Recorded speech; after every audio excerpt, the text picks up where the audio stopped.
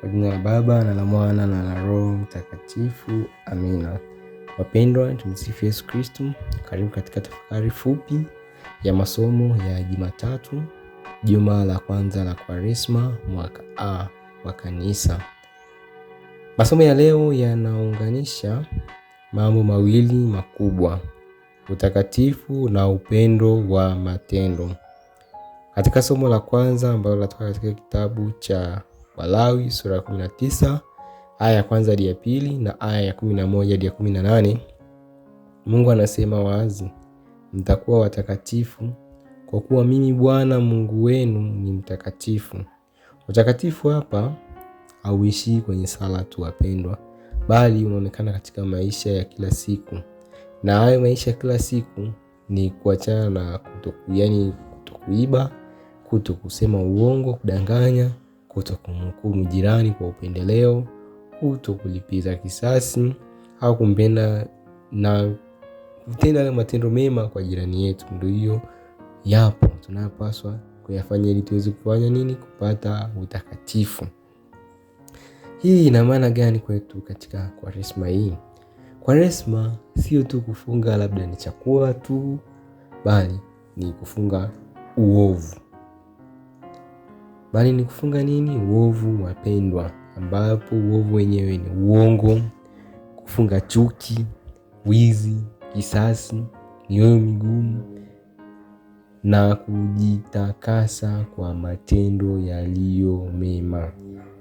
Kwa hiyo Kwaresma ndio tutafunga kujinyima chakula, kujitesa kwa ajili ya lengo fulani.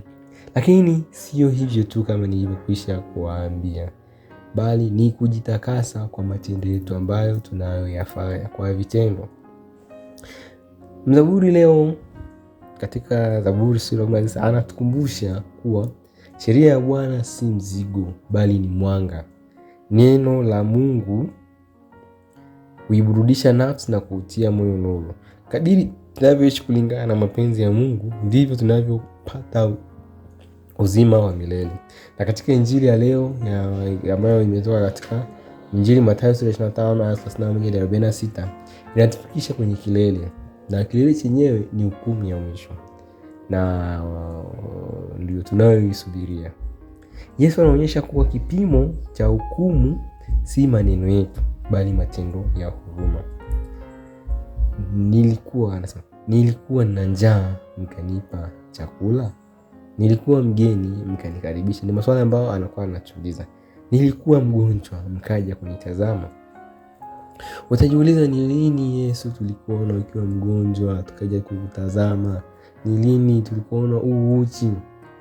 Na kinachogusa moyo ni kwamba Yesu anajitambulisha na wadogo, maskini na wagonjwa na wafungwa. Na anasema, kadiri mlivyomtendea mmoja wapo hawa wadogo, mlinitendea mimi. Sasa hao wadogo ni kina nani? Ni hao ambao wana shida, wana njaa, wageni wanataka kukaribishwa, kwa ambao ni wagonjwa wanataka kutazamwa, kufarijiwa.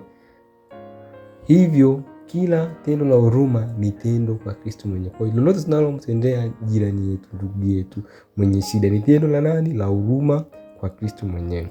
Hivyo leo tunaalikwa kujiuliza, je, Kwaresma yangu inaonekana katika upendo wa wengine? Je, nina moyo wa huruma au hukumu? Je, ninawasaidia walio dhaifu au ninawapuuza? Utakatifu wa kweli ni upendo unaotenda, sio hisia tu, bali hatua. Katika hukumu ya mwisho hatutaulizwa tulifunga siku ngapi, bali tulipenda kiasi gani.